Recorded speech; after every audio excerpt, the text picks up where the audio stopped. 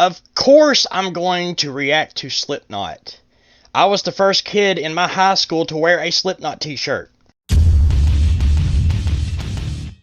I'll never forget. I'll never, ever, ever, ever forget walking into Camelot Music, is what it was called back then. Now it's called FYE, in the mall, and seeing the self-titled cover art, and like, dude, I want to buy that just for the cover art. And I talked one of the employees that worked there into letting me sample that album. Bought it immediately, and it did not leave my CD player for a whole entire year.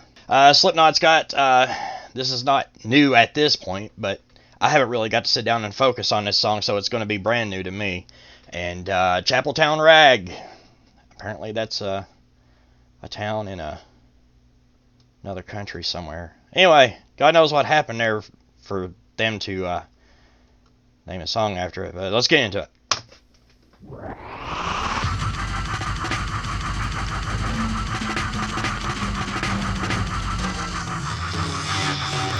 all about it if you want to know. Read all about what they want you to know. Everything is gone online, and if this evil is a diss, this is no fucking trick. Either follow or abandon. Get infected by a vertical event. Check the meter, check your what. Are they ever gonna stop? Running out of daylight, night time's better, but we know how to handle the truth, motherfucker. Scandalous, know-it-all, feedback chamber. Nobody wants the proof, they want a number. We don't deny what is wrong with our lives. We can't decide what is left of our right to silence our minds. I'll say this, I can tell I can tell a huge difference in Corey's vocals since he quit smoking. I'll admit that. I'm a smoker, I vape, obviously, but I'm not in a full-time band anymore either. So, but that crispiness that we got on the self-titled and Owl records, mixed with the sonicness, the sonic of the vibes of the music itself from the Volume 3 records, what we got here. Buried in the back and I'm sticking alive. Hollow as a breath, the further you dive. Oh, Mr. Honesty, you never miss with your intensity. You're gonna need a new disguise. Vessels burst, beams released, just slide into the nearest light. All the ligatures are getting tight. Lay a style, murder another mouth before the trial. Scalpel and then you scalp from the fucking death. Kills for the other vampires and surrogates. It's a ploy for attention and evidence. All your fucking monsters are flaws in your common sense. Do the dance while the shovels are breaking dirt. Everybody mind your fucking business or you get hurt. We don't deny what is wrong with our lives.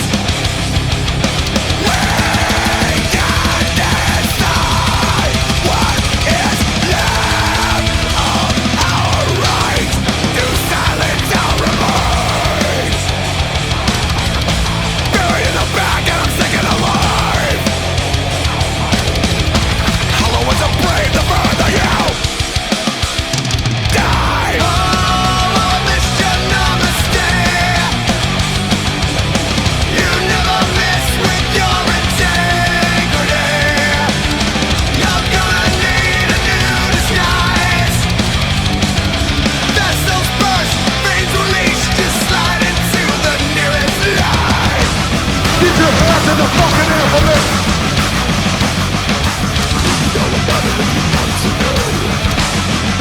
Everything you got online. Read about it if you want to know. Everything you got online. Read about it if you want to know. Stone like a beast on a chain. Looking dead, feeling strange. What the fuck? I'm material that's so into the stains. Like a cattle, like a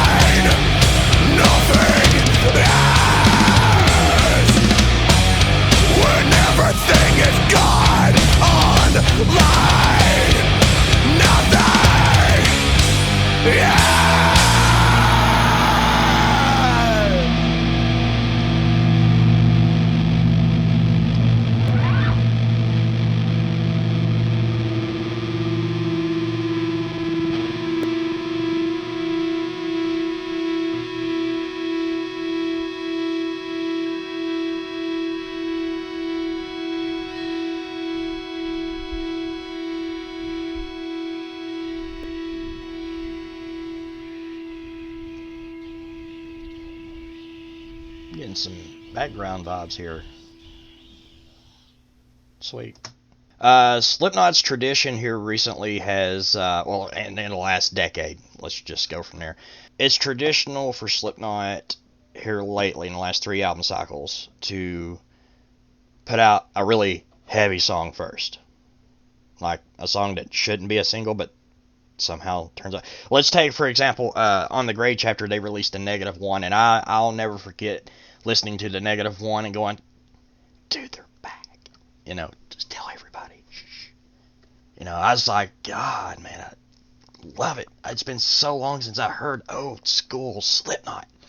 And then The Devil and I came out, and I was just like, I can relate to the song, but let's hear some more -1. So this album cycle, I'm assuming the same thing's about to happen. I'm assuming this is the heavy song. This is the song that is so heavy that it shouldn't be a single, but it is. They're making it, and then they're going to release a more radio-friendly song here really soon. That's what I'm assuming. That seems to be Slipknot's tradition from the Grade chapter forward.